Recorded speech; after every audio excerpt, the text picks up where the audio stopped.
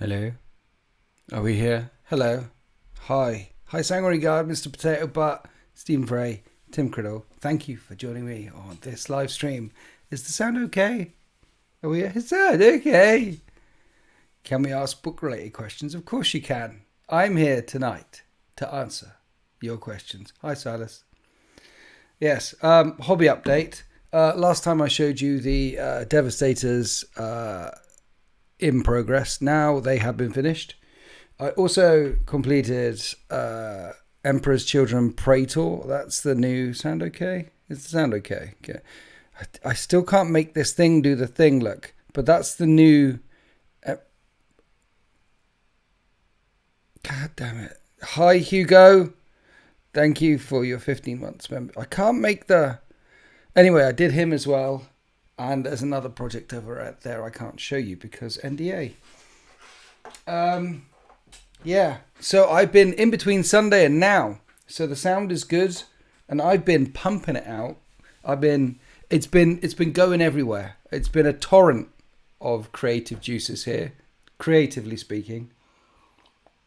I've even set up the table for tomorrow. A nice 2,000 points of Space Wolves. Dickie's coming down. I'm going to play Focus for the Focus Throne. Loving the juice. Exactly. So tomorrow I'm playing 2,000 points worth of Space Wolves. And I haven't thought of the army to go up against the Space Wolves yet. Perhaps the people in the chat can help me. What do you want to see? I don't know whether it's going to be up for members or for regular YouTube. Because I don't know until after I've done all these things. It sort of falls in where it falls in.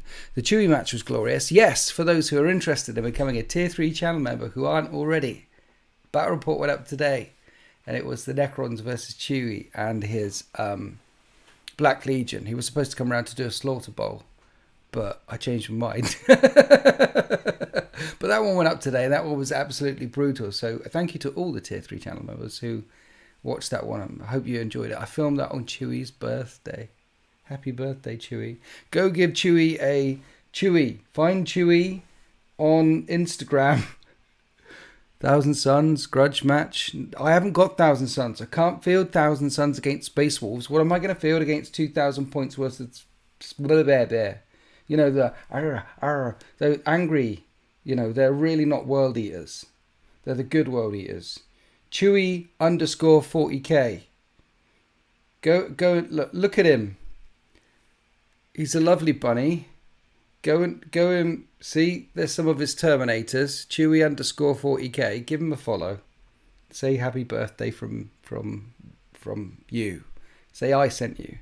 Anyway, and all the thousands of people who watch this afterwards, let's pump up those numbers, man. He's got like 1,400 likes or whatever it is, or follows on the Instagrams, and he's been hanging out with me, driving an hour every time for like 6 years now. He's a lovely guy. Careful with the juice, don't do a limb. Okay, bring the Dark Angels. I don't know why, but I really enjoy watching the Space Wolves getting beaten. No, exactly. It's not Space Wolves and Monkey. It is Space Wolves and Dickie. I can't bring the Dark Angels because the Dark Angels was actually a 2,000 point custom game. 2,000 point plus custom build. It was built specifically to win a trophy. And now it's like 1,325 points or something with all the points changes because Space Marines don't pay anything for their stuff now. That's the hammers, by the way. So I can't bring them. I don't have more than 1,325 points. Someone would like to see AdMech. I don't have a PhD. I can't play AdMech. I'm really looking forward to 10th edition of playing them again. Dying of the Light. I'm not bringing a Titan against the Space Wolves, but that's a really good suggestion. The game wouldn't be that entertaining on the YouTubes, would it? Here's 2,000 points worth of Space Wolves versus 3,000 points worth of Reaver Titan. I mean, we could film that, but I don't know if it would have much traction overall. I'm loving these streams. Keep them up. Why, thank you. Proxy the Lion. I wouldn't necessarily need to proxy him. Because maybe I've got a Horus Heresy Lion. I've definitely got a Horus Heresy Angron. I mean, look at him. Look at him. He's so sexy. Add more Dark Angels. By tomorrow, I'm playing a 2,000 point game. versus Space Wolves tomorrow. I've set up the board. It's lovely. Battle map by urbanmats.com. Shout out my friends at Urban Mats. Lovely people. But I didn't put any of the terrain on it. I put some of my... It's large towers and desert and shrubbery. We haven't had shrubbery and desert and tower and the crags for a while. I thought that would look nice. Warhound is 2,000 points. No Warhound. No Reaver Titan. No capes. No capes.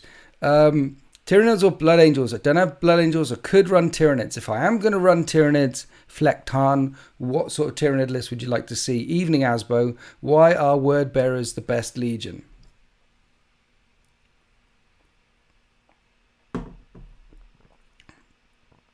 Do you hear that? That was the sound of 0 people giving a fuck. Because they're not, okay? Word Bearers are not. I still can't hear anything. 1 minute. Let me look behind me. Nobody gives a fuck about Word Bearers being the best legion because they're not. Okay? Back up. Sit down at the back. Keep your opinions to yourself. We're trying to have a lovely stream here. Painting montage. You can do it. Custodes. Send to bring the wolves to heal. I could do Custodes. But they got that karate thing, which really annoys me, and I haven't bothered to figure out the rules around it. So I'm not doing Custodes. OP Nid list. Okay. Orcs. Tangering God. I think I'm about to fall down a slippery orc-shaped slope. Don't do it. This truck is so fun to paint. Strength 20 weaponry is my favourite. Don't ask questions. Also, Erebus. Orcs, okay, you're already painting the truck and the thing. The thing about orcs is there's lots of them. Okay, so I hope you've got a strong wrist. I hope you've been practicing Sangharani Guard because you're going to need that wrist. Okay, you're going to need that wrist that remainder of 2023 if you want to keep those orcs in check. You've got to have a strong wrist. Otherwise, they'll dominate you. Howdy, Kurt L. Murphy's War. I could bring Murphy's War. Against Space Wolves tomorrow. I could do that. I haven't broken out Murphy's War for some time, and Murphy might be here today. He's certainly been on previous battle reports. Daniel Peck, thank you for joining the 13th at Tier 3. I appreciate you, son. Well done. That'll get you access to the lovely battle report that went up today between my Necrons, the Cadian Dynasty, and Chewie's Black Legion, and all the other ones in the back catalogue, such as the Bell Tolls campaign, the Silver Cage campaign. I'm filming a new campaign right now. I've already filmed the 3 parts of it, called The Rotten Sun, as in sun as in a star, not as in a sun as in you rotten kid, don't hit children. But that was like a 1950s, like, I mean, they beat children all the time on those in the movies. Step away from him, kid, in all the Wild Westerns and stuff like that. I mean, child abuse was high back then, and still is in large parts of the world. Don't hit kids. Hit snotlings instead. Or if you're Slaneshi, hit each other. They love that sort of thing. Or Drakari, power from pain. But not children. Or bunnies. But penguins, punch penguins. They'll always bounce back up again. They're very rubbery penguins. You could punt one like a rugby ball. You could 40 yards. And if it landed in the sea, it'd be fine. I could bring Murphy's War. I haven't run him out for some time. I could bring Murphy. He is back. Where are we? I just bought a truck as well as... Oh dear. Now hear me out. If I just bring 2 stompers... yeah, your wrist will not hurt as much. Definitely. But stompers are a lot to get your hands on. They are nice though. You heard it here first. Punch penguins. Yes, you ever see a penguin or a panda? If you see a panda, give him 2 black eyes and tell him I told you to do it. Goddamn pandas rolling around all over the place. The other bears, when you think about bears in the wider world, like other bears are going to work and getting it done, right? They're getting the salmon from the stream, or you see the big white bears and they're like grabbing the seals and stuff like that, or covering their noses when it's really cold. Or we've seen the video with a bunch of them covering all their noses, and they used to think it was like disguise because it was the only black bit on the white ice. It looks so cute, but they're mammoth. Well, they're not mammoth. They ate all the mammoths. They're big. See, they're getting it done. And then you've got the panda rolling around, falling off of things, permanently drunk. You know, they're like meat eaters. They're the sharp teeth, right? Like, they're veg eaters, like have molars like a cow. And they've got sharp teeth. They're like, argh. Pandas were attack pandas once, like, ah. They were getting it done. They were walking the panda life. They were kung fu pandas once. Until one of them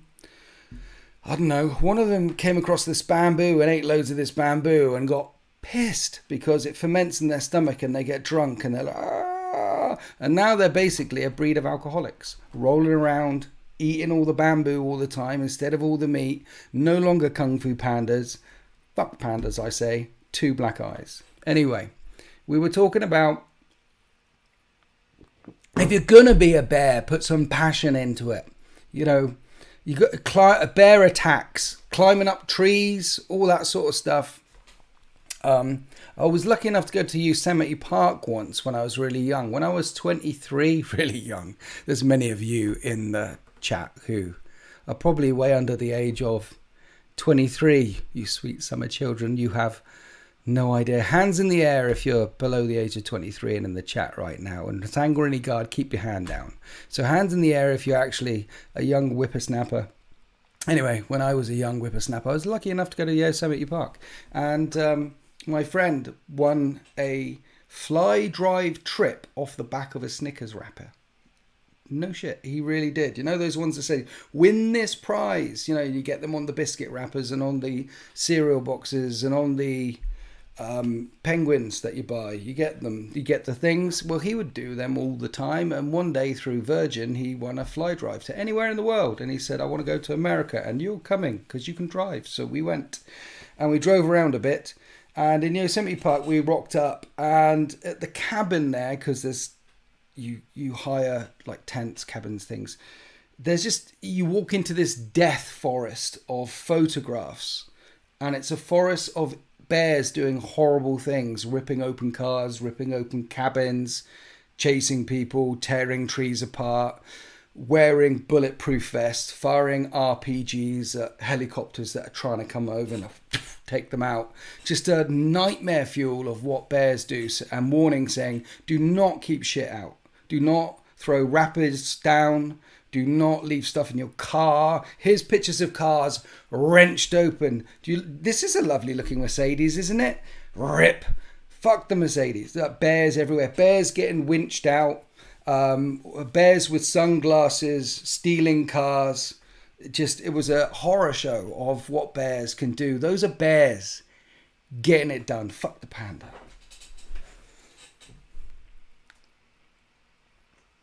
Anyway, hi. Tonight on stream, I'll be answering your questions if you have any. And we already started the stream with the, what am I bringing tomorrow? 2,000 points versus Space Wolves chat? I think it might be Murphy's Wah.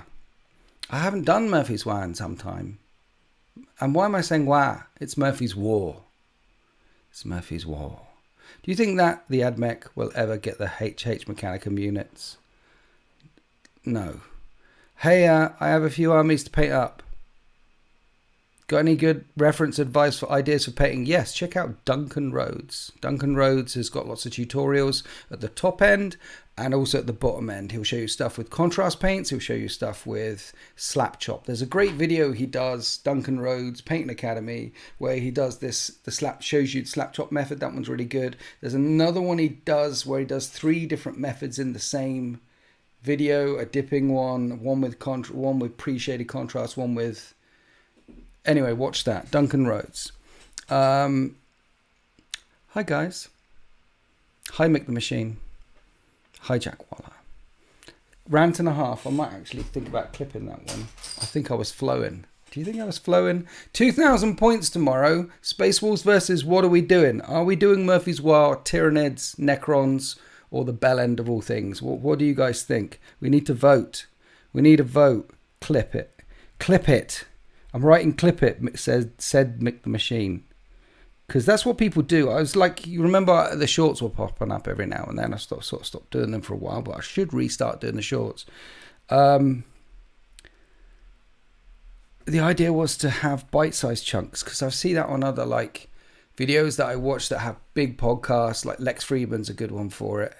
I'm sure you guys have heard of Lex Friedman podcast, and he interviews scientists and stuff. The one against Paul Rosalie, you guys have to check this out actually. while I'm thinking about it. What's his name? Yeah. Paul don't do that. No.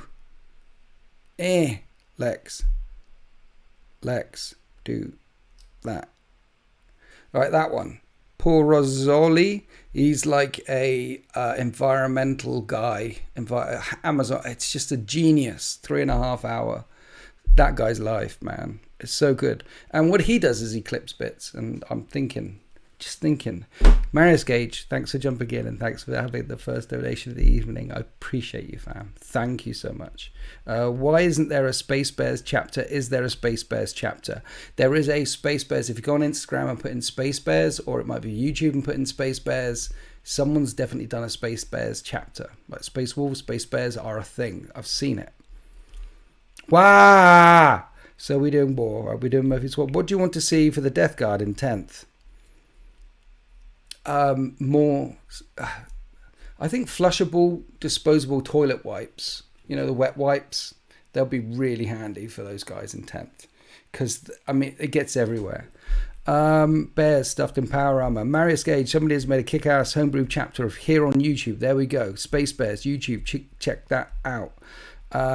Tabletop Time, I think. Jazza Space Bears. Jazza has Space Bears. There we go. I just, back up here, Fleckdard, I just tossed the coin. Look, there is a way to do a poll. God damn it, how do you do the poll? Like orcs or engage with your audience. Start a poll. Orcs or Death Guard. Orcs. I don't even know why I'm asking you this question, because I've got a very strong suspicion of which way this is going to go. Did I do a poll? I did a poll! Oh, hole in one! Check me out, Mr. Technomancer. 2,000 points worth of Space Wolves tomorrow. What am I rocking against them? I have no idea what he's bringing. Don't even ask. No idea of what game we're playing, except not match play, competitive play. We're not going to be doing that. It might be a Tempest. It might be a Slaughter Bowl. It might be the D6 points for 5 objectives, D6 points for 1 objectives. It might just be kill each other, but not kill it. It won't be kill each other. I don't know what we're doing. But what am I bringing? Poggers. Nice. You did a thing. I know, Marius. I did a thing. You heard it. What is the date today? It's like 11th of April. I did a thing. 49 years old. 8 days before my birthday. And I did a thing. Well, if orcs can make Death Watch from the Death Watch chapter, can bears make Bear Watch chapter? I like it, yeah. Mick the Machine, thank you for your donation. Appreciate you. Thank you so much. Thank you. Has to be Murphy's. Wah! Can't remember the last time I seen them on the channel. Lol. Did you hear that? Someone burp. Okay, Mick the Machine. Consider yourself, look, if I'm like the director, the star, the cameraman, the special ops guy, the editor, the twat, if I'm that person, then consider yourself the producer, because you've just paid a super chat of $9.99 to produce this excellent piece of content. I'm writing that down as well. Murphy's Wah. If there's anything in particular that you'd like to see in Murphy's Wah, let me know, Mick Machine, because Murphy isn't with us today, but will he be with us tomorrow? I know you've seen him. I know you've seen him in action. You were a DZTV member when DZTV was a thing. Now it's all member. Member Berries Murphy. He's a killer. And he's back from outer space. You just walked in to find him here with that bear. Right, putting that there. Murphy's Wow versus Space Wars tomorrow. Thank you for producing that battle report, coming to a YouTube near you. Bring a leash and a hand shovel. What would you find the most entertaining world building book for an almost new 40k man like me? Eisenhorn. Check out Eisenhorn. It's not all bolters and bolter porn. Eisenhorn also, because You might not be a Space Marine fan. You might actually be really interested in it because the chaos side of things, or because the artistic side of things, or because of the Xenos side of things, the sci-fi. You may not be. Eisenhorn is like a detective. He's an Inquisitor. He works behind the scenes, and it's good. It's good. It's good. It's one of those books that even the people who don't get it still think it's a very good book, and the people that get it fucking love it. It's one of those 40k books that I've read 5 times, and it's a trilogy.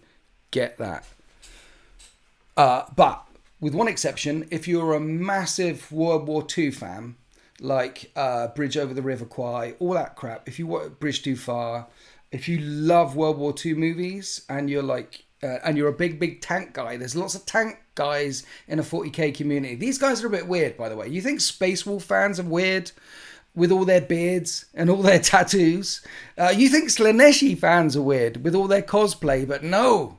Imperial Guard fans, they go to the Imperial War Museum at least once every other Tuesday. They're at tank museums. They're often recreation guys with lances stood in a field somewhere near Bosworth pretending it's the 1400s. These guys love a bit of history. They can tell you the last 22 VCs. They can quote you verbatim certain bunker places and output stuff in Calais and Normandy. And they love getting shouted at. They love it. They love a bit of orders. These tank treader guys, there's quite a lot of them in the 40k community. I'm thinking of Mordy and Glory. He's the YouTuber. I'm thinking of Mordy and John. He's the twat. I'm thinking of James, Striking Scorpion's brother.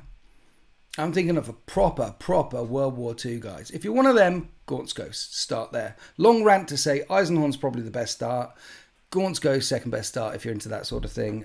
Band of Brothers. If you've also seen Band of Brothers, by the way, and again, I'm sure there's a chunk of people in the chat who have seen Band of Brothers, then you also need to check out Generation Kill, which is the Iraq War version of Band of Brothers. So I put a poll in for orcs or the bell end of all things, and 64% are saying orcs, and we've already agreed on orcs, so let's end that poll. I did a poll.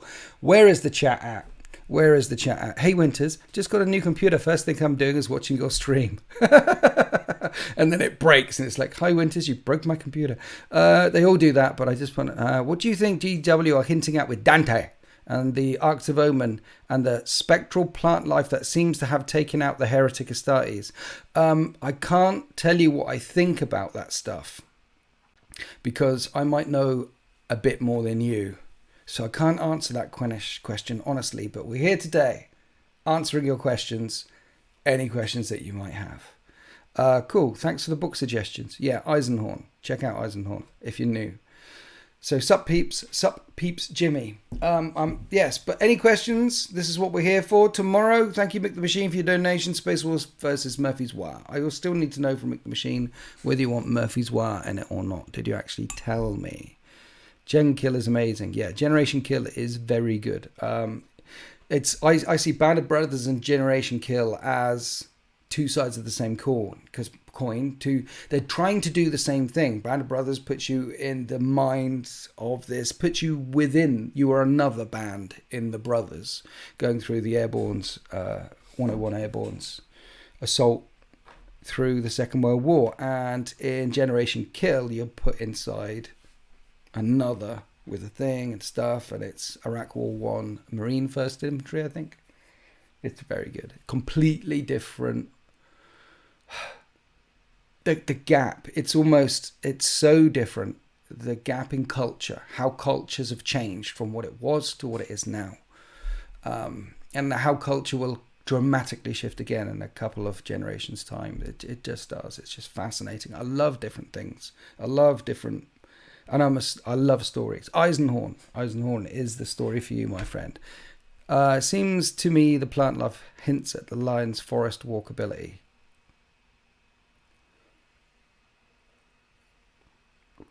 Hey, what's your and your is that's your you want you are. What's your favourite Space Marine chapter? The 13th. I just read a big story involving Eisenhorn destroying a Chaos Battle Titan using Chaos itself. Does this mean he's now part Chaos? You need to read all of the Eisenhorn trilogy. Inquisitors go on this journey. Luton. Check out Luton YouTube channel. He's done some fantastic lore videos on Inquisitors to get you up to speed. But assuming that you've seen that or you know a bit or whatever, here's a bit at the end of the journey. One of the things they don't tell you is Inquisitors nearly always start off Puritan. They always start off like they're chosen because they're incorruptible, right? They would rather be tortured to death than turn to chaos. But if they live long enough, they're obviously exposed by chaos more and more. Like if you live like 50 meters from Chernobyl, you'll just get exposed. And so over time they turn into radicals. And many of them often use the enemy's power against them. And that is the career path of almost all Inquisitors, should they live long enough. Hell, look at Cryptman. Maybe not turned to chaos yet, but damn, that boy's gone to extremes. Mr. Winters, do you fear that GW might have gone too far by simplifying armies? No, I'm a bit sad at the idea that sub-factions are being cut back so hard. I don't know if sub-factions have been cut back so hard yet. Also, I just know that there's a huge amount of variety in the Horus Heresy books with very little rules. My Emperor's Children army is nothing like my Death Guard army, and the restrictions are. So no, I don't fear it at all if it's done right. It's Games Workshop, it won't be done right. If it's done well enough, it'll be fine. Everything's going to be fine. We're all fine. I'm fine, and so's my wife.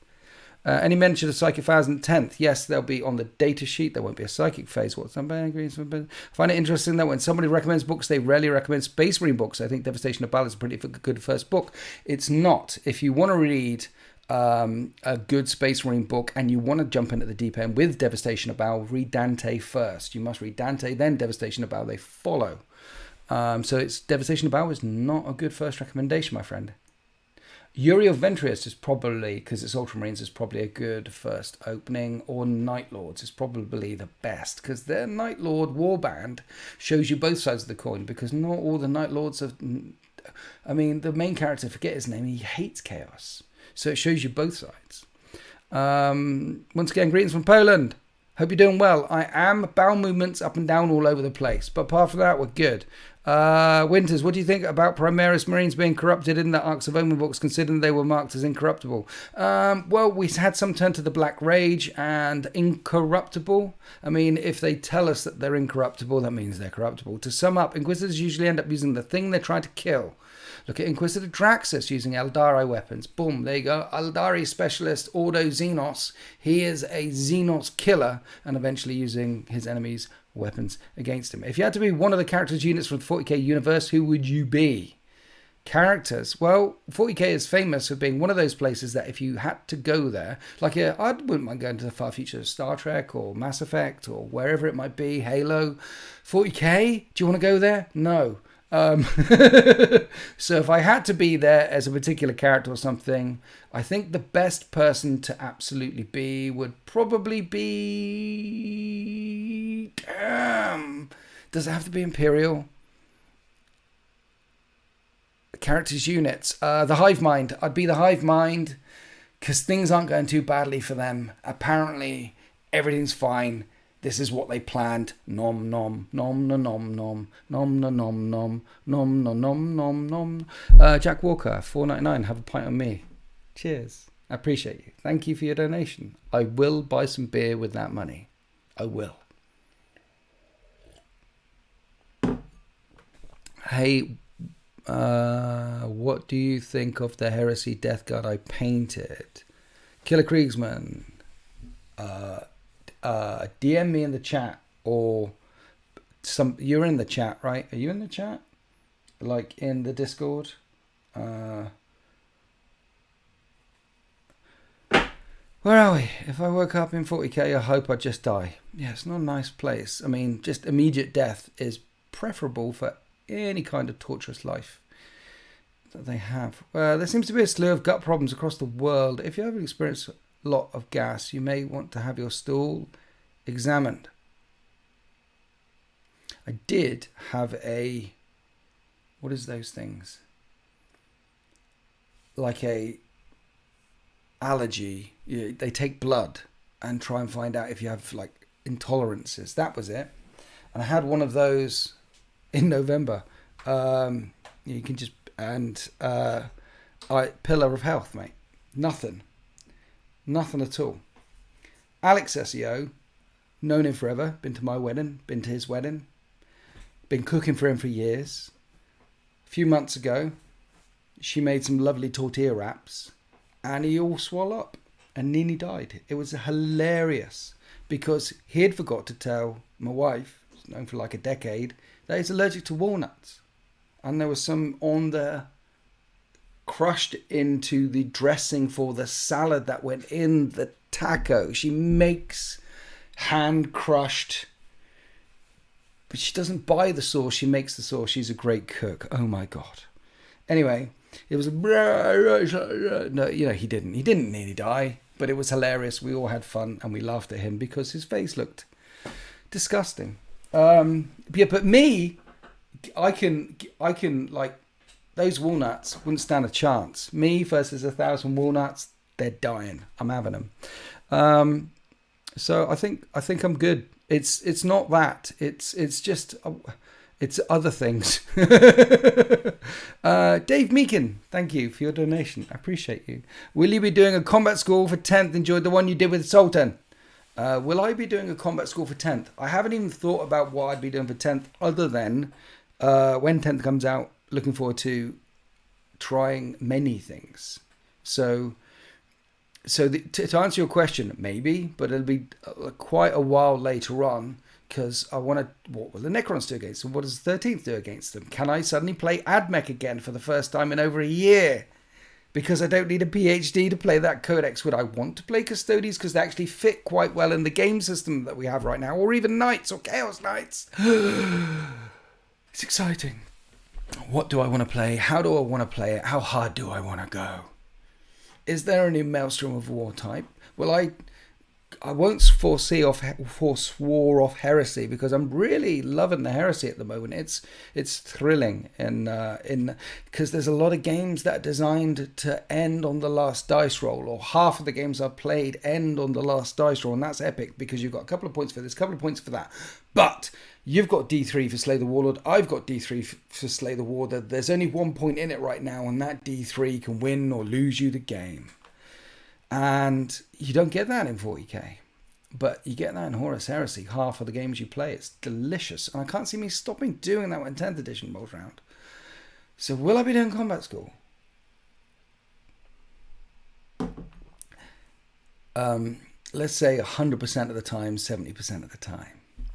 Hi everyone, hi Rubius. New battle report was awesome, thank you. And if you are not a channel member and listening to this live, or watching this after the event, and would like to get access to a lot more videos from me and join my personal Discord, then you too should become a tier 3 channel member. It helps bring in the beer, it helps bring home the content, and it helps bake the bacon. And yes, become a tier 3 channel member. Thank you. I will buy merch. Thank you to everyone who's bought some mugs recently. I've sold a lot of mugs. The mugs are happening.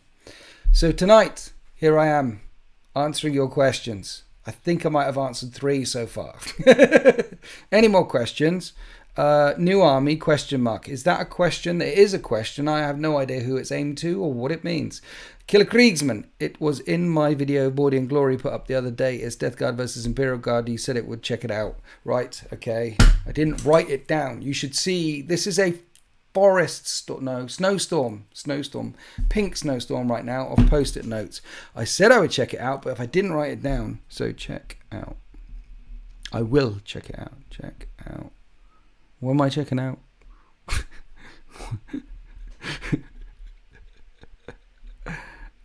So much stuff to check out. So many things to see. So much time to do so much. No.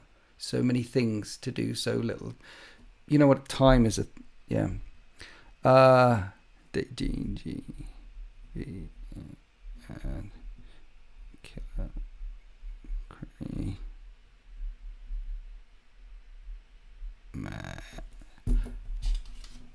Okay, I've written it down. Okay, I'll check. Won't put it there. I'll put it on the immediate pile. That's the immediate pile. The muggening. Yes, many muggenings. Just ordered second-hand Heresy rulebook to see what it's like. Not sure about the model range, though. Aesthetically, you're not? Oh, dear. Well, then it's not for you. You got to like the models. So I take it you're not a Space Marine fan, then. All the Space Marines. It's the book with the Space Marines. The classic Land Raider, Spartans, Contemptors, Leviathans, and then all the different unique elite classes that you can get. And I just slapped together. I'm working cacophony now. Yeah, you're definitely, if you're not sure of that aesthetic, then stick to 40k. Or if you love the Age of Sigmar, some people are like, oh my god, look at these things. There's like the ghoul blight, soul blight things, the vampire counts with the big things, and the guys riding the vampire dragons, those things that Alex Essio showed me the other day. Smashing. If you like the aesthetic, do the aesthetic.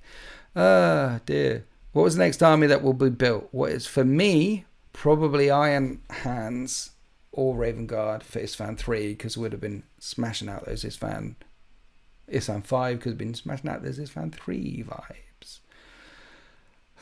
Why can't Promise captains take any combination of weapons you want, only predefined stats? For example, Power Fist Plasma. Don't worry about that. There's a new edition coming in about 2 months, and it'll all change.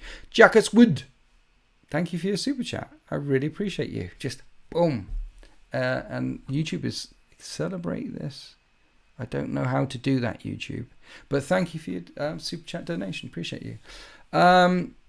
What's your favourite non-Titan vehicle? Dreadnoughts spring immediately to mind. Became a member yesterday. I really enjoyed the Bell Tolls. Nice. The Bell Tolls is one of the 2 campaigns available to channel members. Become a tier 3 channel member. Get access to these exclusive narrative campaigns.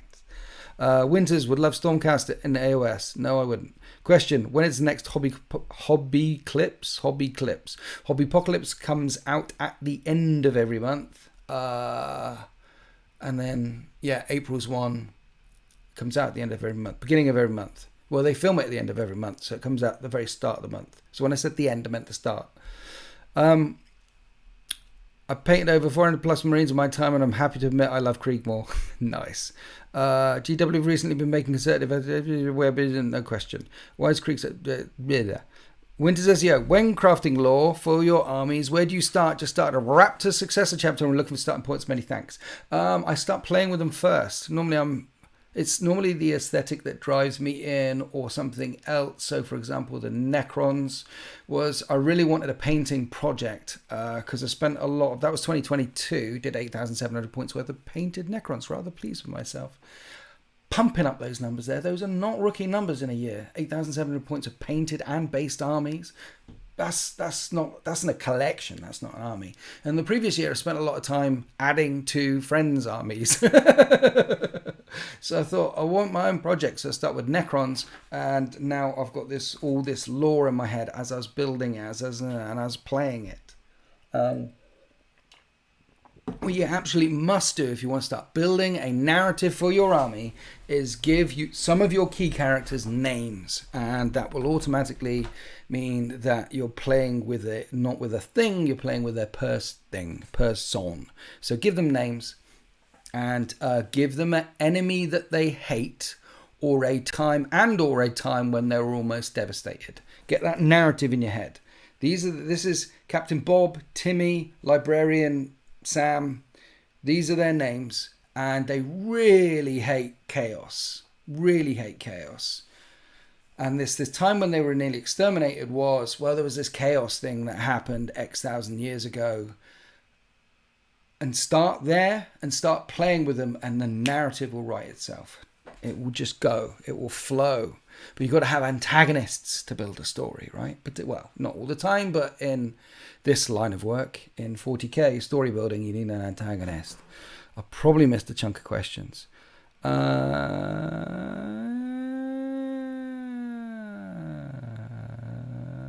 Hi Winters, what's the crack with codexes for 10th due to the whole new stat loans and OP? It's all going to be free. All the data sheets are going to be free and the rules free. A couple of months time. Stay with us. That's the crack.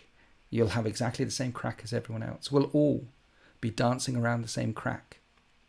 It'll be delightful. It's Orky Rain and Forge World. So yeah, how do you make sure that your story narrative games are still enjoyable while they can be very unbalanced? My story narrative games are still enjoyable because sometimes they're deliberately unbalanced because it's about the story. That's the narrative campaigns I do. So I mean, there's a bunch of narrative campaigns that I've done. There's like 2 for members now. The rest are in the deployment zone, which is shutting down, in the process of being shut down. Once that's done, all the old campaigns will be up for members. As a big thank you to all the deployment zone people who want to keep watching them, and new members. I mean, there's some 8th edition back there. But some of those are deliberately written. Many of the missions are deliberately written to be unbalanced because we're telling a story of how long can they hold out against this tide, or this is a battle we know they lose, but how bad do they lose the gate? For the next mission, for the remainder of the story, not necessarily the next mission because they're not linked that way, they're linked by a story, but when you go to the next mission, are they hearing that a heroic last stand happened by the gate and they've got some more time, or was that a complete overrun and the city is now on fire and you've got to get your ass in gear? It's not about balance when you do narrative campaigns at all. Balance is the last thing on your mind. It's all about story and characters and making sure the pace, making sure you go big and small, making sure that you're building towards something, or at least running away from something. Some of the worst ones I've done, or the least successful ones I've done, are just at the beginning. Like I'm not particularly fond of 26. Well, I love all the ones I did, and I'm really proud of all the ones I did. But looking back, the ones I feel most critical of are like 27 minutes, and a couple more spring to mind. I won't name and shame the people because there's people that I made them with, but. I've got better at them. Particularly because, for example, the Silver Cage, the ending of the Silver Cage has mostly people get it. Most people, so the Silver Cage is available for tier 3 channel members right now, and it is the Grey Knights are launching an assault against the Thousand Suns, and it's a trap.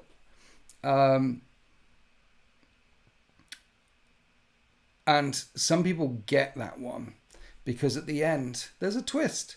But some people were quite vocal in there. 20% of people were quite vocal, like, nah. But the whole campaign is unbalanced. The whole campaign is a trap. The whole campaign is a slaughter. And it was all about how could the Grey Knights even survive in some of those missions. So the ones who got it loved it. Well, not all. Everyone's a critic. But some of the people who got it and really loved it. And personal messages and DMs and stuff like that, as well as the comments in the videos, and some people telling me it's their favourite of all.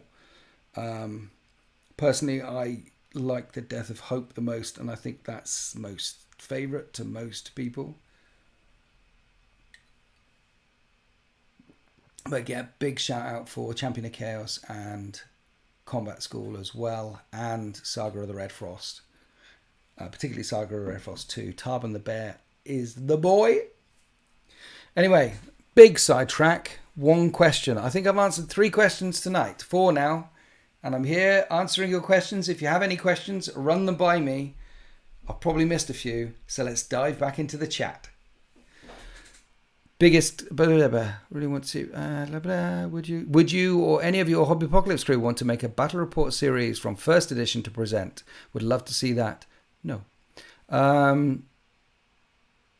Saga was awesome. Yes, it was. You balance narrative by having unique key objectives, not just a primary and secondary snooze fest.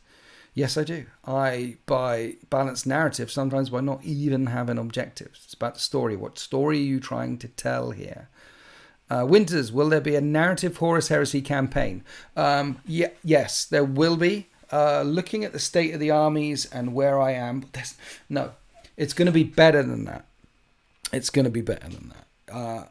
When all 4 armies are available, and we're looking at over 4,000 points, and in cases the Death Guard and the Emperor's Children, around 5,000 points of them, when they're all done and they're all painted, and you're looking at another, I don't know, I want to say a couple of months, but it might be 4, we're going to just start filming on Isstvan 3, and all of the games are going to be Isstvan 3. And we're going to tell us the story of... So Isstvan 3 continued for a good couple of months, at least 2 months. And by the very last mission, we have the numbers: 3,000 Emperor's Children, 2,000 Sons of Horus, a scattering of World Eaters. World Eaters. They didn't know where the Death Guard were. This is the last siege of the Coral City at the end of Isstvan 3.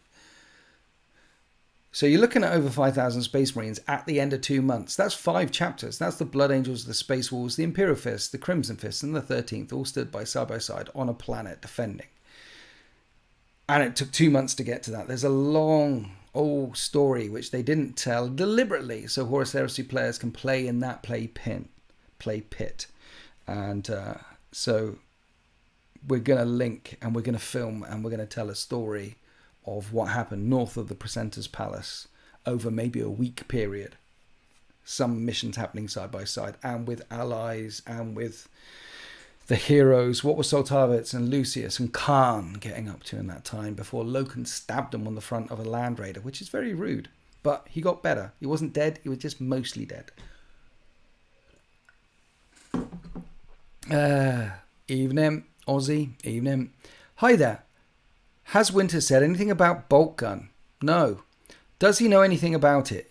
Yes. I think our Lord and Saviour might be interested. Nah. If I'm your Lord and Saviour, by the way, that was very presumptuous of me. But video games is another time thing. It's just... I might give it a go. If everyone says, "Oh, Emperor, it is off the chains, you have to do the bolt gun thing," then I'll do it. But, yeah. What's your first 10th army going to be, Winters? Going to add to the Tyranids. The Tyranid release in 10th edition is going to be the largest plastic release they've done ever, they say, ever. So add to the Tyranid. We've got Von Ryan's Leapers. Don't know who Von Ryan is, but I think he's a second cousin of Ryan Reynolds. So there's a Deadpool's jumping out. Ryan Reynolds, Von Ryan Reynolds Leapers. Get them. The big centerpiece thing. The bugs. It's not in the new army, but adding to the bugs. So I found a solution to the name thing. I grabbed an old Warhammer magazine with managed to collect the love. Managed to collect Dan. Managed to collect the live stream. So just want to say hello. Hello.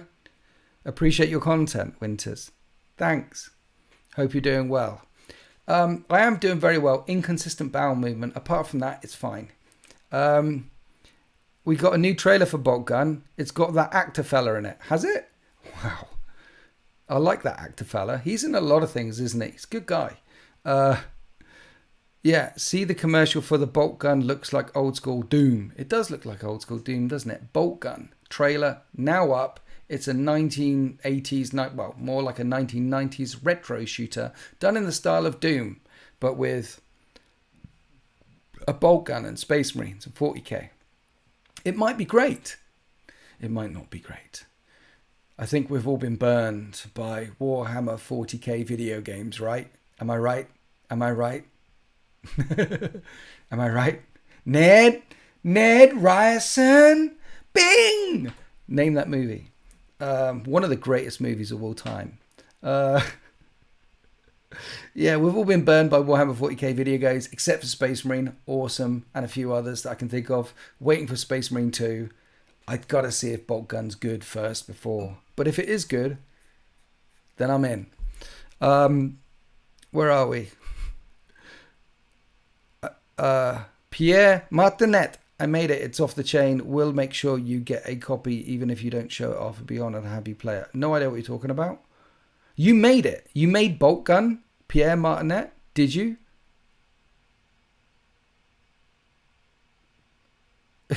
Well, congratulations on making Bolt Gun.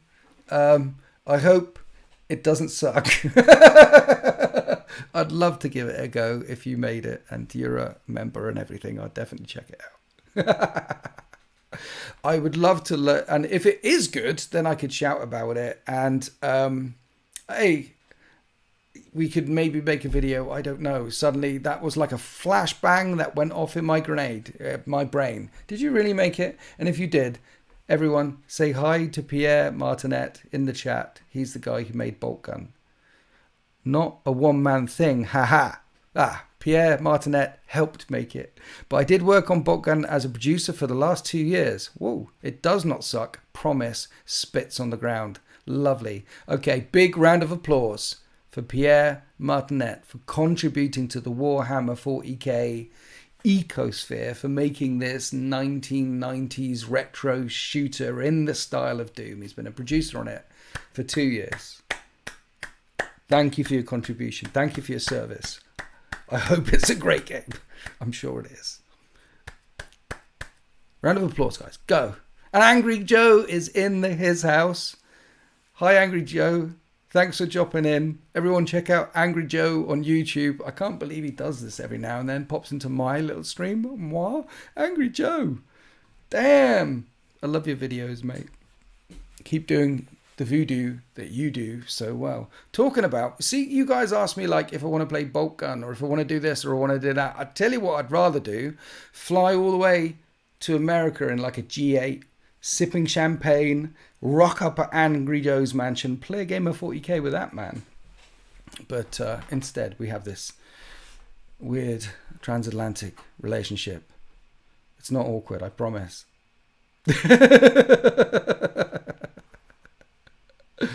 Oh dear. It's a honor and a privilege to have people. Let's do it, Angry Joe. Really?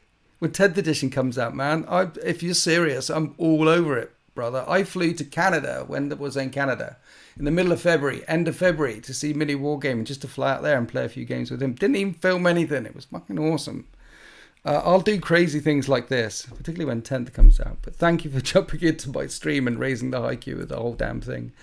Don't know about the G8, lol. No, neither do I. Maybe a penguin. I'll have a batch of penguins paddling away on water skis. Warhammer 40k army on my back. I don't know why I've got penguins on the brain. I have for like the last month on the live streams. It's just there. It's one of those really annoying things. But yeah, I mean, we'll talk. Your people, my people. I don't have people. We'll talk. I don't even need to write it down. But if we'd love to meet you in flesh and play a game 40k with you, because you're a proper fan, man. I've seen your armies. Proper fan. Anyway. Ah, dear. Where were we? And thank you for the round of applause for Pierre Martinet. And check out Bolt Gun, the new Warhammer 40k video game, which is not shit. Comes hi Monkey, welcome to the chat. Hi Aussie. You got at least a person winters, Sultan surely. No, Marius, I don't have a person. I have a Sultan, I have a Hulk. And my wife organizes things around me, like where the scissors are. I mean, who knows where the scissors are? You walk around your house, where are the scissors? She'll tell you where the scissors are. Apparently they've been in the same place they've been for the last 7 years. And she's not a tour guide in her own home. No, she's not there to direct me around. And if she suddenly dropped dead, I wouldn't be able to even find my pants. It's not the way that works. It's just that there's too much for me to remember where the scissors are. I need to focus on the higher things, such as where's the beer at? More important questions. So we're here this evening answering your questions if you have any. And I don't have a person, Marius Gage. I have lots and lots of unpaid interns, like Sultan, like Stylus, like Monkey, like Sanguinary Guard. And I thank them for their service as well. She is people. Angry Joe, yes. Lol, yes, please. I'll hit you up after 10th. Yes, mate, it'd be great. I'll play a game with you. Don't even have to film or anything. It's just be great to get to America. It'd be nice to get away. Nice to see you. Shake your hand. You're a big fan. I'm a big fan. If I get some content out of it, like, hey, I flew to America and back. Brilliant. But yeah, and when I went to Canada in February, she went, no, I ain't going to Canada in February. If I end up flying to America in July, I think she might go, yeah. Where are we? Where are your pants? Wear all your pants, then you won't lose them. That's a good plan. I like it. Peter Richardson, hey all, love the YouTube trophy. Do you have any other trophies? Yes, I swam down, bottom of the pool, got this brick. They gave me a trophy. It wasn't even a very heavy brick. I mean, if I'd have thrown a brick in the pool, it would have a chain attached to it. You know what I mean? And a couple of, I don't know, people that you really wanted to kill because I have a certain set of skills and I will find you. Do you see how many, did anyone name the movie earlier on, by the way? No one got Groundhog Day. That all the number of jump cuts it took Liam Neeson to get over that fence in Taken 1. Brilliant. Where's all the beer at? That's a very important question, Jasper Wallace. Where is all the beer at? The narrative back reps on Alan Godfrey. The narrative back reps on your channel are great. I like the way armies develop as games go on, and you get a wide range of models on the show. Looking forward to Winter's Adventures in 10th edition. Thank you, Alan. Those are kind words, and I'm looking forward to my adventures as well, and hearing about all of yours. Winter's pint glass merch when? The shop thing is it's basically a YouTube thing, and so as a content creator, what happens is the reason why I can't set the prices or much of the merch, there might be a pint glass in there, is YouTube is affiliated to a couple of things, and so you say I'll go with that one, and then you go with that one, and then you upload your designs, and then they put them on the, and on the mugs, and on this is the design on what, and there might be a pint glass in there. I'll have a look. Pint glass merch. I know you might only be joshing, but if one person wants one, I don't really make. That's the other thing about the thing. Prices are huge because YouTube wants its cut, and the merch and the people who make it want their cut, and then you get the tail end of the human centipede. So you don't make any money on it. Well, negligible amount of money on it. But if some people want one, then we might as well see if we can provide. And by we, I mean she, because she does the tech stuff. Wait, I'm not getting any beer anyway. Okay, I'll get rid of that. Go on. All right, fine. Winters, somebody did name it. What are you talking about? BTW, the link in the Discord to the March of War objective markers gives a 404 error. Damn it. Okay, so there is new. Oh, YouTube hasn't seen this yet.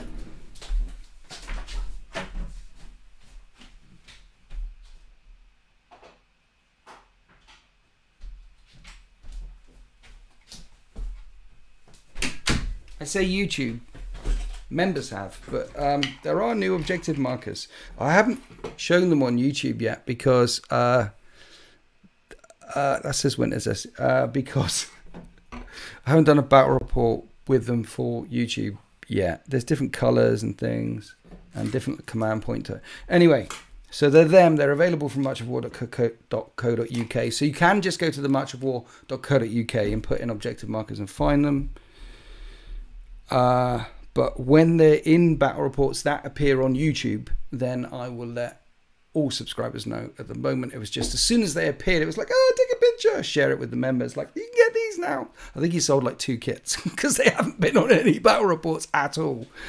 404 error link. No idea what that means. I'm glad. We should do these more often, by the way. Here you are. There's like the 5th post-it night of the evening, helping me sort out my shit, and it needs a lot of sorting. Irregular bowel movements. Are beer mugs more expensive than regular mugs? You never see them as merch. Beer mugs? I don't... While I was joking, your mug is actually really good quality. Thanks, Marius. Thanks. The Winter's SEO mug. Check it out. It's my favourite glass mug right now, so I'd be well up for a pint glass. Pint glass. Okay, pint glass. I'll put it back on the menu. It's meats back on the menu, boys. Questions. Where are the questions? We're here to answer questions. The movie, I remember somebody saying Groundhog Day. Yes, I gave away the Groundhog Day reference. I said it. Page not found. Page not found. I'll have a look now. Well, you've got to go to Much of War. What? So muchofwar.co.uk, put in objective markers and page not found as well. If that is the case, then he might be moving some things around on his site. And Monkey, you should have his DM in the Discord, and you can get a hold of muchofwar.co.uk, please, if you wouldn't mind, and tell him his shit is broken. He's coming down on the Tuesday next week, and we're doing a Horus Heresy. Looking forward to it. Much of War looks like it's working for me, says Hugo. Will you be playing some Zone Mortalis with a new campaign book? I am currently filming a new campaign called The Rotten Sun with Salt and Plays from Salt and Plays YouTube channel. And that I'm going to keep filming that campaign in the run-up to 10th edition, mainly boarding actions, Zone Mortalis type stuff, and my own juice spread across the board. That's what I'm filming right now. So, yes-ish. Do you have the new Lion model next to you? How about 10th Ed Champion of Chaos with Stylus? That sounds like a great idea. It sounds like a fantastic idea. Monkey, I'll send you a message when I've done some digging. Thank you, Monkey. Detective Monkey is on the case. Hugo, categories, objective markers. Is that how you find it? Good. Are there any plans for Apocalypse with the new edition? There are no plans. There are ideas. Many ideas and no plans. Just looking forward to getting my claws into that meat and ripping it apart. Question, why beer? Why not beer? Hey Winters, any thoughts on what happened when the Torchbearer fleets reached the 13th? Is this question getting annoying yet? Lol. I answered it in the last question. God damn it. Beer mug. I've written it down and I actually put pint glass, but it means the same thing. Mind you, beer mug is better, isn't it? A beer mug is better than a pint glass. Beer mug. I'm writing beer mug down. Let's go in there. Right, no more merch suggestions, as I said. God damn it, Artis Opus brushes all over the floor. Artis Opus brushes. No good brushes. Very good brushes. Yes, don't make any money on it. But if you want a beer mug, I'll try and get some beer mugs in. I'm sure if we can't do it on the thing, we might be able to do it through Discord or something. I'm sure there might be a way. Like limited edition run or something. Right, hello. Welcome to the 40k live stream. Is this thing on? Are there any questions? Sheriff Monkey, beer or cider? Oh, it depends, you see, because I know you shouldn't put ice in cider, but in the summertime when it's hot and you've got a fresh cider, and I'm talking about a farmhouse cider, a fresh farmhouse cider isn't one of these fizzy crap from Asda. It is the stale, cloudy type stuff with bits of apple still floating in it. You feel that, and it's like 12% anyway. And you put ice in that on a summer's day, man, it will wreck you. So that's nice, but in the wintertime, when you're watching your favourite Warhammer 40k battle report content producer, and the log fire is crackling away, and you're a member of the mega members chat, because you're a mega member, so the log fire is crackling away, and your butler comes up to you in your plushy, like lazy boy, you're in your custom lazy boy, and your butler brings you a nice glass of beer. Why can't it be both? Why can't it be both, I say? Why divide people like that? Hey, Strange Come Knockies is in the house, is he? Yeah. Winter's SEO, do you have any thoughts on Ultramarines for Horus Heresy? As in tactics, army composition needs some help. No, I don't actually. See, I'm focused on Isfan 3 and Isfan 5. I haven't got to the Ultramarines yet, so I'm not. Yeah. nothing for you, bud. Anyone in the chat, by the way, who's got any experience with the Ultramarines, practical, theoretical, for just chuck him an idea, please. He's asking me, so they're scraping a barrel. Where are we? Question: how do you feel about the Lions datasheet making him squishy? Apparently, I've seen people moaning about him. I have seen the datasheet, and then I completely forgot what the datasheet was. But I'm sure the problem that a lot of people has, he can take all the wounds in a turn, can't he? And then like Abaddon, Gulliman, da-da-da. And I think that's the squishy part, I think. Liam Berger, thank you for becoming a channel member. Tier 3 channel member. I hope you enjoy all the extra content, buddy. Where are we? Winters, since you mentioned Ned in Groundhog Day, do you like any other movies with Bill Murray? Who doesn't like movies with Bill Murray? Ghostbusters and Groundhog Day, probably two of the greatest movies he's been in, but I'm a big fan of Grand Budapest Hotel, that director. And I keep forgetting his name. The Royal Tenenbaums, Fantastic Mr. Fox, name goes up. Anyway, Bill Murray's in all of his movies, or nearly all of them. He's a ledge. Big fan of that storytelling. I love stories, and the characters in there are so flavoursome. Any thoughts on buying new 40k models during the in-between edition time? No. In the in-between edition between now and a 10th edition, focusing on Horus Heresy mainly.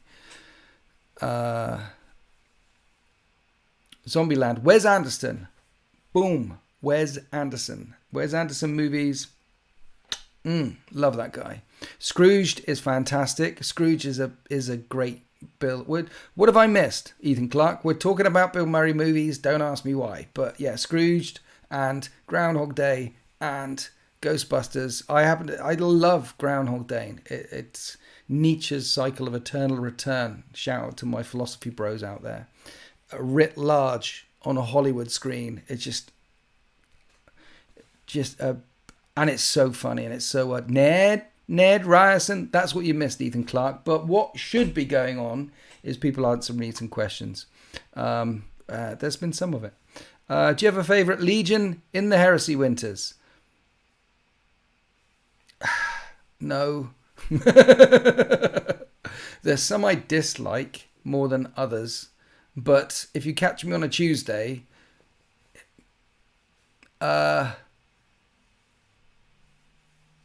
there might be some, favourite. There are some that I might like more than others. Yes. But it'll change depending on the weather. It's, yeah. Where are we? When's the next STC out for us? Good question, Marius Gaze. I made an STD with Warsmith Chris the other day, and he downloaded it. It's in my Dropbox. So I should publish it tomorrow, but knowing me, it'll probably come out on Thursday. Any thoughts on the balanced data slate that's due? No, I couldn't give a toffees about the latest balanced data slate. Sure, I might even ignore it. What's your thoughts on Dark Mechanicum making an appearance in 10th edition? Confirmed, as far as I've heard. Confirmed, excited. It's going to be any new faction. Even the Leagues of Votan, even that, sorry, small, tiny thing. Even more Berserkers in a game with Berserkers, more Devastators in a game with Devastators, Wizards in a game with Wizards, Razorbacks, and Land Raider Fortresses. Even in a game with all of these things before, we got more. And I want more Warhammer, more of the time. Particularly when it comes to models. So even that, I'm really trying to see, even that I was thankful for, but oh my god, they screwed that up. Oh dear. Oh, failure to launch, man. Well, Games Workshop is getting on a bit, so these things happen. Yeah, excited for the new faction. AdMech, what's the worst that can happen? Leagues of Votan went well. You made a what? What are you asking about? And hey guys, in case you didn't know, that's Pierre Martinet who's asking, you made a what? If you weren't here earlier, he was a producer for the last 2 years on the new game Bolt Gun, which is a 1990s retro Doom type shooter set in the 41st millennium. Check out Bolt Gun. I think the trailer came out today. You said SDD, did I? Yeah, I made an STD. See, that's what I meant to say. What did I say? Definitely a thing. Dwarves, not dwarves. I think the leagues of Votan look good. Yeah, I mean, some people quite like the aesthetic. The aesthetic... I mean, the Berserkers, though. Do they? But, I mean, the buggies look great. But they have half of their race is AI. Imagine the wonderful toys they could have shown us. Imagine the mechs and the creatures and the flying things and the speedy things. Imagine the AI. They have AI. They are the leagues of Votan, the leagues of the Votan core, the leagues of the STC cores, the living, they're Skynet. They're part of the Votan are the dwarves, and the dwarves are the Votan. It's Imagine. They had a clean slate on anything they could have done. Where have the creatives gone in Games Workshop? Are all the model makers in AOS, because they are smashing it right now, or are they all in one department where they're all designing the next lieutenant? Because there's so many lieutenants. Hopefully get a 40k Beastman army after Kill Team release. Think it would be cool. Oh, it'd be so good if they did a 40k Beastman army. Here's what I think they should do. I've said it in a few live streams. Let me knock this one out quickly. Oh dear. Instead of a 40k Beastman army, which may or may not be successful and may or may not be glorious, but we want it. We want Beastman. Let's have Codex Mercenaries, and in it have 4 armies, and in it there is the Inquisition, with the Inquisition's retinue and some of the bits you can get, and you could bring some more models to that. In it you could have Codex Kroot, and in it you could add a couple of plastic kits of Kroot to it. In it you could have Codex Beastman, and it's simple now, right? This data sheet, and then there's one thing, and it says in Codex Mercenaries you may take up to 50% of this and add it to any army. They're Codex Mercenaries, and you could have Beastman in it, and you could have a brand new thing that we've never seen before. You could have Codex mechanized space trolls, and it is a species of AI trolls. They kind of fill the role of trolls that AOS fills, but they're mechanized and they're highly advanced and they're highly intelligent, and they've got missile launchers on their back, and you only need 9 of them, and that's 1,000 points, or maybe 15 of them, and that's 1,000 points. And you've got these mechanized anime space trolls with the thing, Doom, and they're good in close combat as well. And you've got them in Codex Mercenaries, along with Codex Kroot, along with Codex Inquisition, along with Codex Beastman. And it's Codex Mercenaries, bang, it comes out, data sheets, douche. And you only have to add some sprues to the Kroot, to the Beastman, to the Inquisitors, add a couple of sprues here or there, and you've got the new ones. So it's not that much of a upfront for Games Workshop, and it will sell. And people will add those things to their armies, and you've got free data tests. Free data tests amongst the entire community to say, we really like that one. And if one of these, of the 4 mercenary packs, gets sold 75% more than the other ones, then you know what Codex is coming next. Codex Mercenaries could be something that Games Workshop drop every 10 years, regardless of editions, with and make it part of the core rules going forward. And it could be their beta test, their playground on the return of the Harud, the return of Eldar Exodites. They could do so much with a book like that.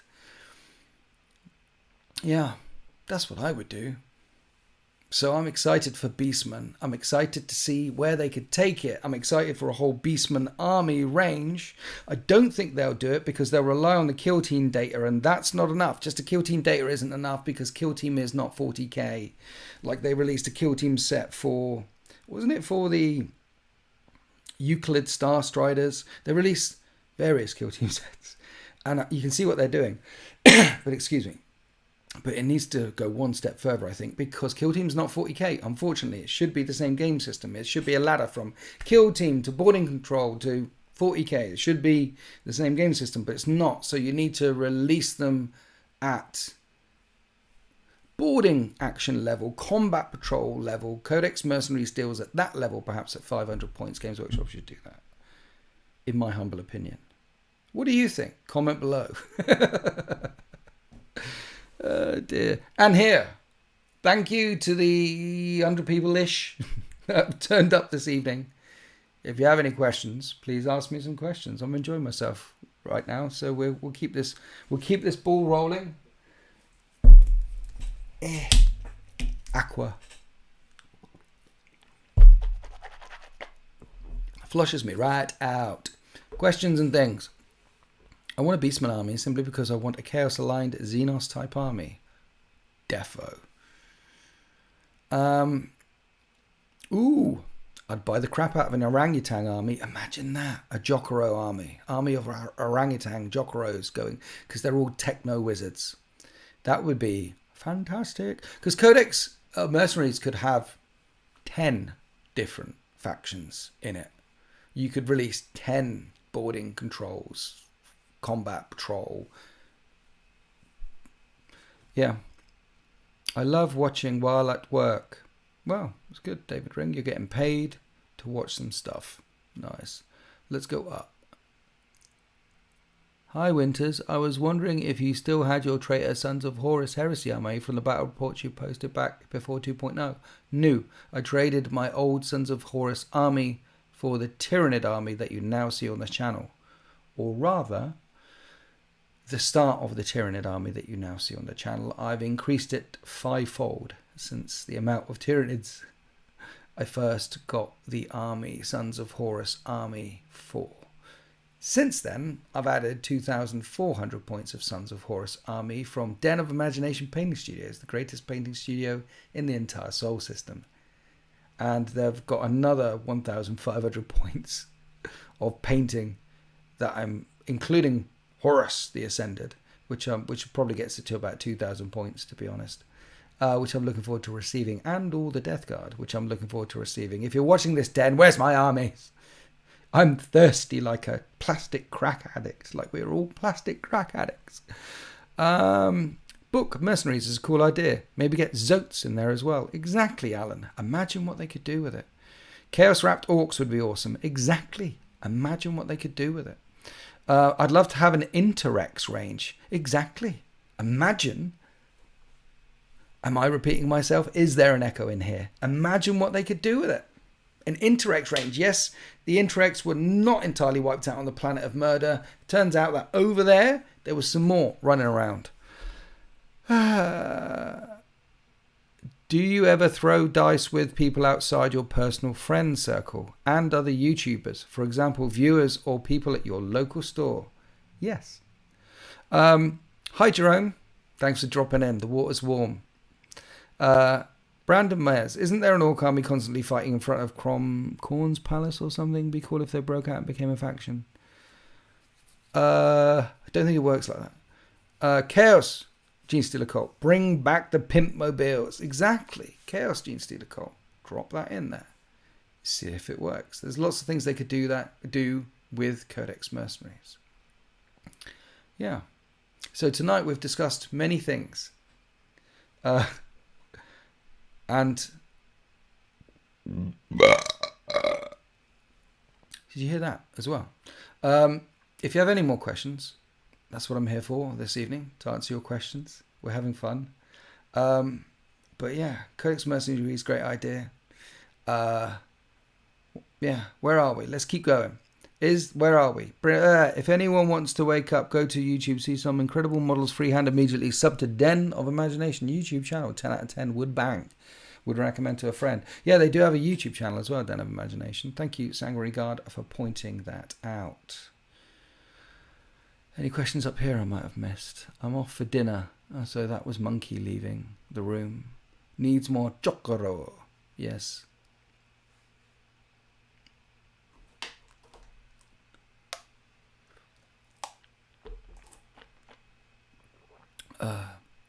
Aussie, Den YouTube channel makes me cry. Den Imagination YouTube channel makes me cry. They've got some skilled mofos in his house. Yeah. Yeah. Walking around it, when I had the privilege of walking around it last year, I mean, it's full of art and artists.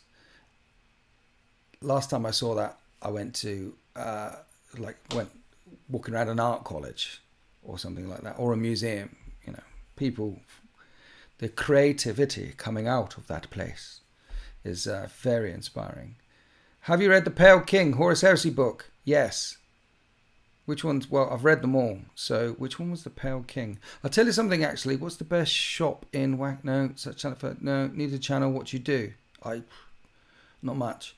Can you recommend a good book for the Raven Guard? If you haven't done Horus Heresy yet, Deliverance Lost probably is your best book. I don't know. Someone in the chat, any good book for the Raven Guard? Their Primarch novel? Is that even out? I can't remember.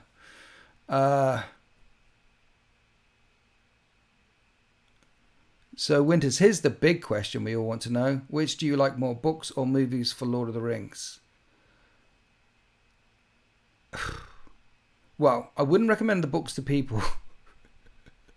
Because as I said on the previous live stream, J.R.R.R. Tolkien is... he's a very theatrical writer. But I love those books. And I love the movies. I would ask the person, are you a book person or a movie person? And then if they hadn't seen it or read it, do you know about Lord of the Rings? No. Are you a book person or movie person? And then tell them, do this one or that one. That's what I would do. Can it be either or? Where are we? I was rereading No Fear, and there's a passage at the end.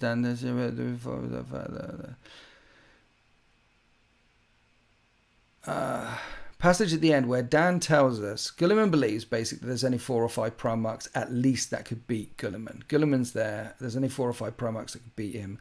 Who do I think that Gulliman thinks those 4 or 5 are? Lion and Horus. So it'll be Lion, Horus, Angron, Russ.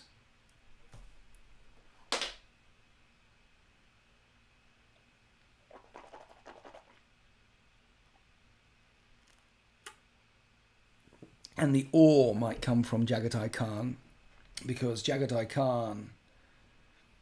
because no one knew him, and Gilliman would therefore put the probability higher on the threat range because he's a very practical man like that. Where are we? Pale King is the Primarch Mortarion Horus Heresy book. Yes, I've read it. Set during the Crusade. Yes, when Mortarion... Yeah. What did you think about it? Was his actions justified? I thought it was a good Primarch book, not the best Primarch book. Justified is a subjective term, and as Mortarion put it, the Emperor built him. The Emperor built a legion of Death Guard. It built a legion of terrorists in the Night Lords. It built a legion of the fastest ones and the SAS, which are the White Scars, or the SAS, behind the line operators, specialist SEAL teams, Raven Guard. He built legions like the Death Guard, who were to deliver the Emperor's judgment and bring death. If they were to be unleashed on a system, nothing lived. That was their point. So was his actions justified? He did what he was created to do. Bring death. So, as Anakin Skywalker said, from a certain point of view, the way I see it, fascinating stuff. Where are we? Chaos, should I become a member? Yes, Fortnite Balls. You should become a member and stop playing Fortnite. Sons of Korax, bit expensive. Where are we? Raven Guard books for a sale. Korax books are okay. Strike book is okay. Yeah, I haven't heard. Great. Yeah. Okay.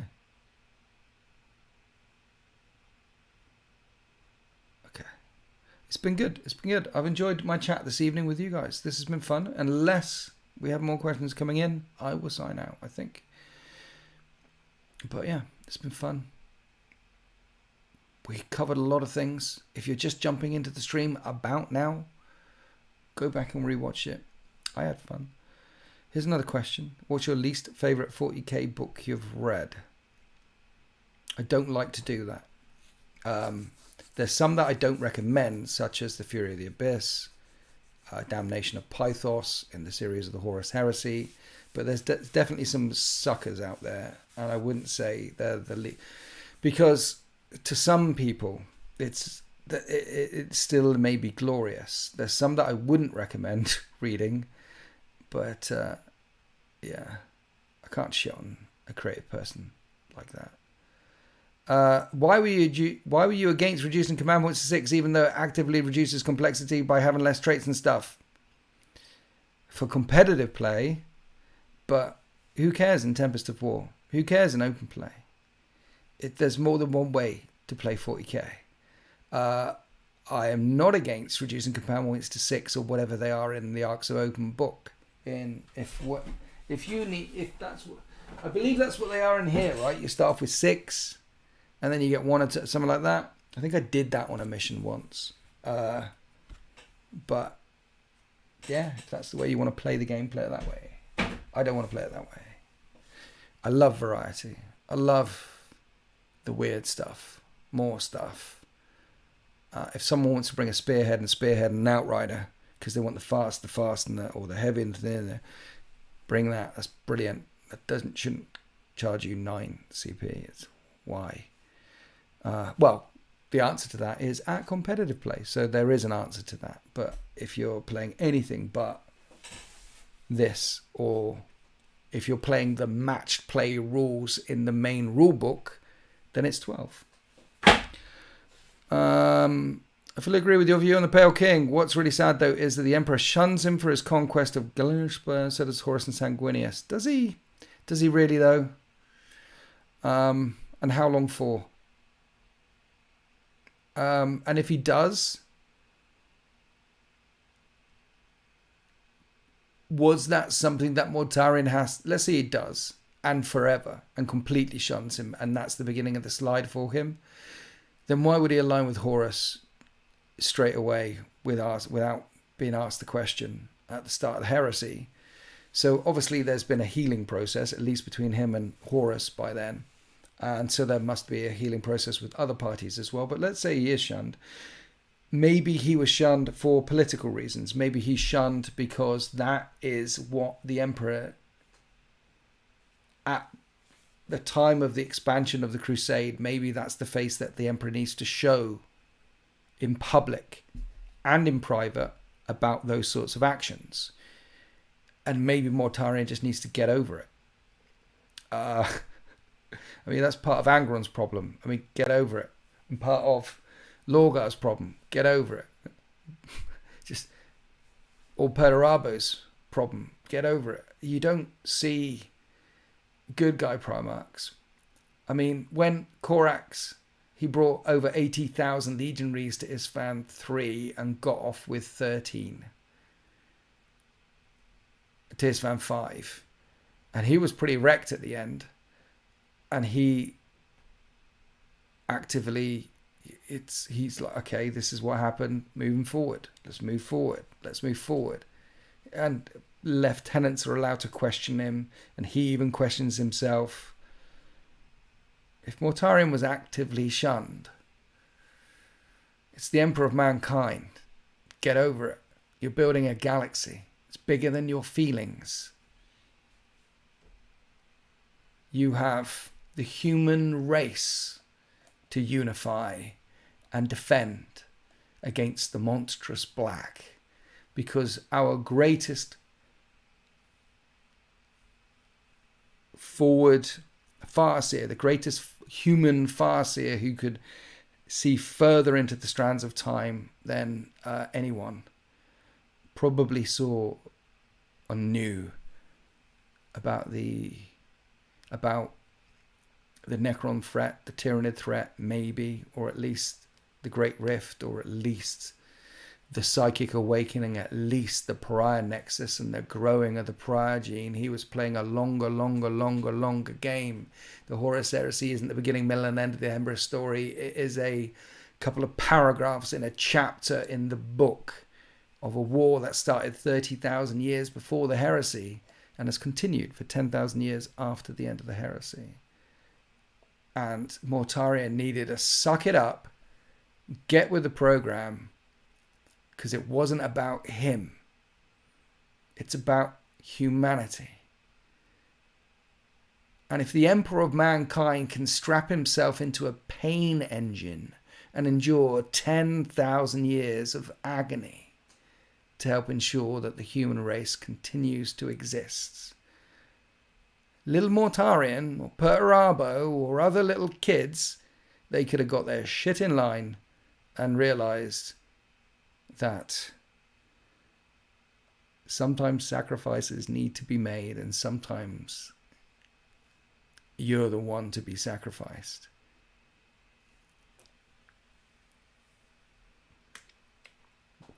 Goddamn chaos worshipping. What do you think of the way that the Horus Heresy is portrayed?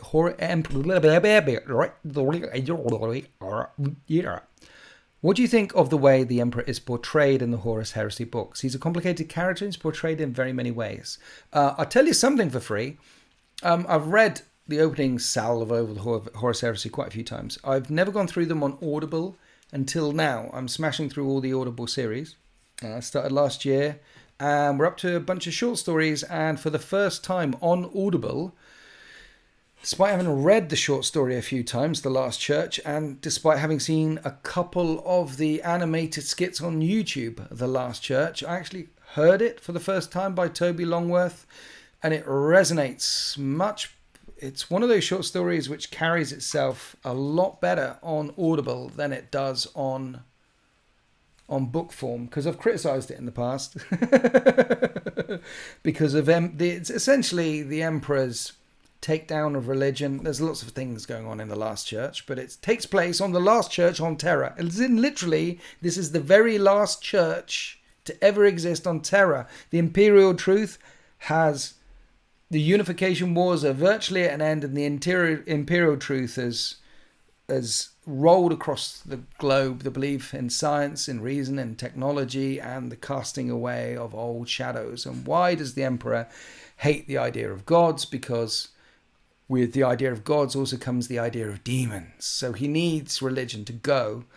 And also the last church. So he goes to the last church, the very last place. And he said, and the priest says, "Why are you here?" And he says, "Because I want a memory of this place before it's gone." And I thought that was quite poignant. Like, wouldn't it be good to be at the place to see the very first of something, like the very first rocket launch, or the very first time man landed on the moon? Everyone on Earth who could tune into it tuned into it. This is the very first time man stepped on the moon, and it was one small step for a man, but a giant leap for mankind. So if you want to be there at the start of things, and you had the opportunity to see the very last thing, he wanted to be there at the very last thing. Last Church. And where was I getting to with this? Oh yeah, essentially it's the Emperor's... In amongst the short story, I'm not spoiling this for anyone, but in amongst the short story is the Emperor's philosophical takedown on why religion bad. Religion bad. Here's some reasons why religion bad. And in the past I've criticised it because the philosophy... It's a big and complicated debate. The philosophy of religion. There's many YouTube videos that could talk about it a lot better than I could. And originally, in reading it so many times, I couldn't see the layer. the layers of the argument do not dig deep enough down for me. It doesn't get deep enough for me. But on hearing it for the first time, Toby Longworth's narration of The Last Church, this is one of the things that Audible does better than books. Now, books are great and more immersive, and it's harder to break you out of a book than it is to break you out of an Audible. At least it is for me. And a book can also be... I mean, there's another whole big debate, Audible versus books. But one of the things you do get out of the Audible, at least, is the sense of character comes across more when someone's narrating a story, telling you a story, speaking it to you. You get more sense of impression, more sense of self around the people. And I got it. It doesn't matter about the layers of complexity of the philosophical debate. This is where the Emperor is willing to go at this time with the debate. This is how far he's willing to say. Here's his reasons for doing it. And some of them are antagonistic and some of them are... And also when the priest is talking back to him, the priest says, would you like me to tell you about this? Or here's a thing that I could discuss. And the Emperor is sitting there smiling knowingly, looking at the priest. And again, leaping out of the narration came the idea that, the Emperor knows what the priest is going to say. He knows. He can read his... He knows. He's the Emperor of mankind. He can sense what the priest is going to say, what he's thinking, but he wants to hear the priest say it. And he says, I would like... He even says at one point, I'd like you to tell the tale. So he is an appreciator of storytelling himself. He's gone to the last church to hear the last tales of the last priest on terror ever. And since then, there has been only one religion, the God Emperor of mankind. Which is another reason for wiping out all other religions, by the way. Perfect fertile ground if you ever want to set yourself up as... Anyway, I appreciated the last church from the... So the question about the Emperor, how do I think the Emperor is written? The narrator in the last church, Toby Longworth, really helped bring that Graham McNeill book to life and show me sides of the Emperor that I didn't quite catch when I was reading the book. Because the little nuances, you got the impression that it isn't so much an author or a debate having the debate with himself, or the author doing straw man and steel man arguments against each other. It was less about that and more about the characters coming to life and how far the Emperor wanted to go and how much he knew. And so I think in the Horus Heresy series, sometimes the Emperor is written really well, and sometimes you don't understand how well he is written until you listen to an Audible. And sometimes it's the other way around. I've heard Audibles with the Emperor in it, and I'd much rather read it. It's weird how that medium works. It's crazy how our brains work.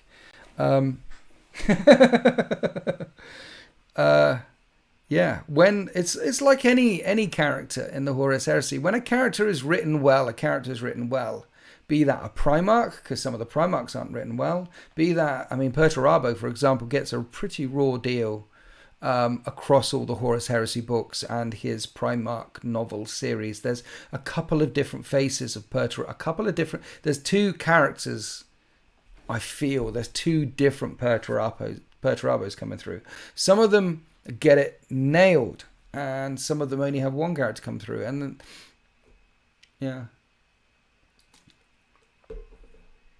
I mean, when it's good, and having good heresy Emperor talking to you, and you're there, and it's the Emperor of mankind. When that's done well, the hair stands up. It's why I'm here. Love that shit. Isn't Jonathan Keeble not Toby on that one? Is it Jonathan Keeble? Jonathan Keeble and Toby Longworth, fantastic narrators, because there's some Audible speakers, not many, but you can tell that they're reading you a story. But Jonathan Keeble and Toby Longworth, you don't feel like they're reading you a story. You feel like you're by a campfire and they're these wizened old shamans and they're telling you a story. Here, let me tell you the story of the last church on Terra. Oh, yeah. So The Last Church was one of those short stories that, on reading it and rereading it, and hand on heart, I've reread it. I've read that story at least 6 times. Wasn't one of my favorite short stories.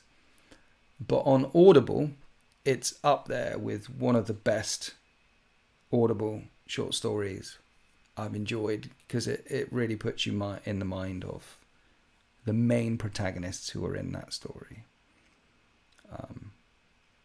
Yeah. And it's also in the scope of the Horus Heresy. It's the longest amount of time you spend with the Emperor of Mankind.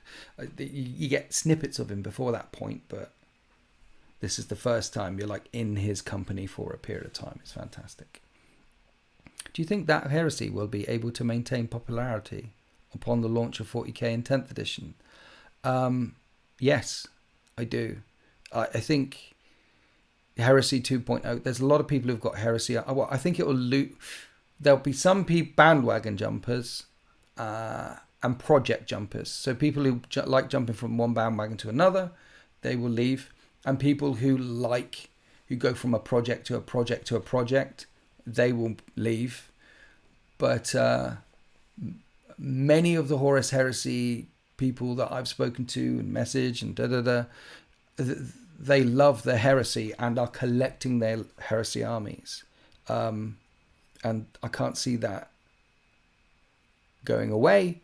And the more and more people I know that have actually played heresy, and that number is growing because you have to have an army to play it. And that number is growing. Everyone who's played the game more than once, you've got to play it a couple of times, get your head around it, has said it's fantastic. I haven't heard a bad... I've heard rumbles. It's not 10 out of 10, but I haven't heard from people who have actually started playing the game turn around and say, I'm not going to play that anymore. All of them have said to me, that was awesome. I'm playing more. So I can't see that going away. I can't see the collectors going away. And I can see that number expand over time. Marius Gage, thank you for donation. Appreciate you. I cannot wait for you to listen to Master of Mankind. If you like The Last Church for that reason, oh boy, you're in for a good time. Yeah, again, Master of Mankind. I know I've read that one 3 times. And I love me a bit of ADB. Aaron Dembski-Bowden, shout out. Big fan. I've read that one 3 times. That was one of the few heresy books that I've read. That one, Betrayer, No Fear.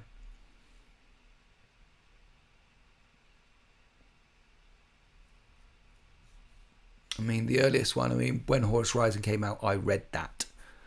And that one, Betrayer, No Fear, and The End of the Death. Those 4 books I finished and read again.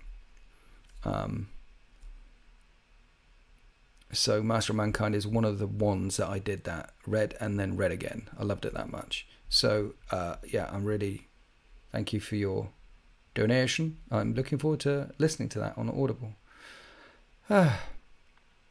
Which content was easy to find on YouTube for heresy? Searchers always get drowned in sodding HH Legions game crap. Yeah, if you're not a tier 3 channel member, then I recommend you become a tier 3 channel member. I think I've got about 5 battle reports up for tier 3 channel members. And I need to edit that one. But that one's probably going to go on YouTube for all subscribers because that one banged. It's like, hey, this is heresy. You guys need to see this. Do you think this Primarch resurgence will continue? Asks Merrick Grimaldus. Yes, I think they're all coming back.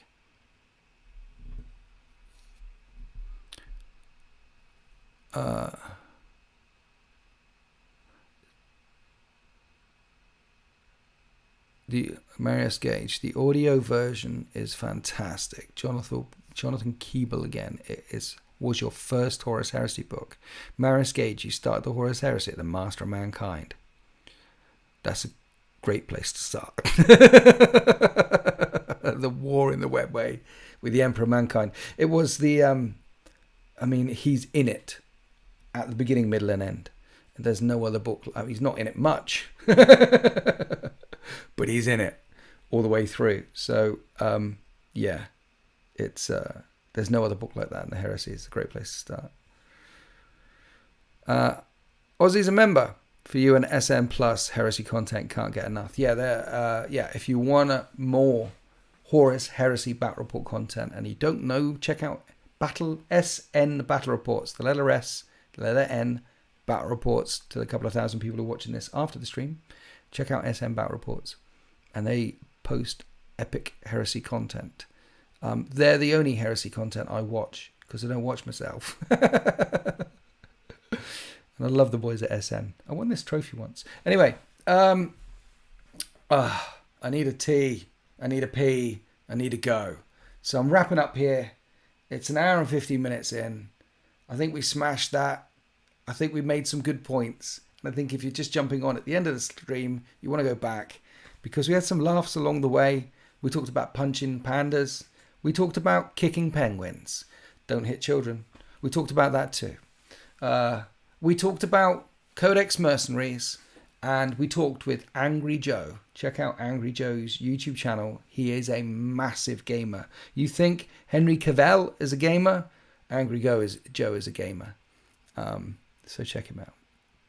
Anyway, that was emotional. Thanks for the stream, Chief. Have a good one, all. Yes. Cheers. Yes. Good.